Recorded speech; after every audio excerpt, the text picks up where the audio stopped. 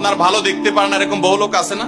এই হিংসা করলে অনেক সময় বদনজর লাগে, বদনজর। আপনার ভালো কিছু হতে আরেকজনের জ্বালা পড়া শুরু হয়েছে, এর কারণে অনেক সময় মানুষ ক্ষতিগ্রস্ত হয়। বহুবার এই সূরা পড়ে তৎক্ষণাৎ একেবারে পড়ার সাথে সাথে আমি কার্যকরিতা আমার চোখে বহুবার দেখেছি, আলহামদুলিল্লাহ।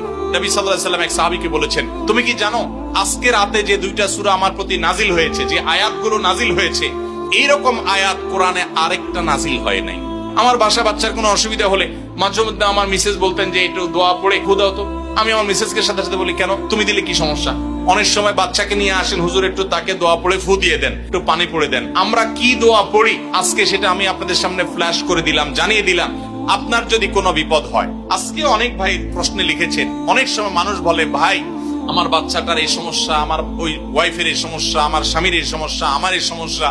আমরা আল্লাহর কাছে আশ্রয় চাইতে জানি না। আজকে শিখে যান, এই 2টা সূরা নাজিল হওয়ার যে প্রেক্ষাপট, সেই ঘটনা শুনলে আমাদের ঈমান আরো বেড়ে যাবে ইনশাআল্লাহ। নবী সাল্লাল্লাহু আলাইহি ওয়াসাল্লাম একবার অসুস্থ হয়ে পড়েছেন এবং অসুস্থতাটা এত মারাত্মক ছিল যে আম্মা জান আয়েশা রাদিয়াল্লাহু আনহা বলেছেন, অনেক কাজ তিনি করেন নাই অথচ তিনি বলতেন তিনি করেছেন, মানে তার মনে হতো তিনি করেছেন। আবার অনেক কাজ তিনি করেছেন তিনি ভুলে যেতেন, মানে এরকম একটা অবস্থা তার তৈরি হয়েছে যে স্বাভাবিক না অস্বাভাবিক, আমাদের অনেকের হয়। তখন নবী সাল্লাল্লাহু আলাইহি ওয়াসাল্লাম বিভিন্ন তখনকার যে চিকিৎসক ছিল তাদের সহযোগিতা নিয়েছেন, বিভিন্ন ট্রিটমেন্ট করেছেন, কিন্তু কোনোভাবে কোনো কাজ হচ্ছিল না। আল্লাহ রাব্বুল আলামিন তার নবী সাল্লাল্লাহু আলাইহি ওয়াসাল্লামের চিকিৎসার জন্য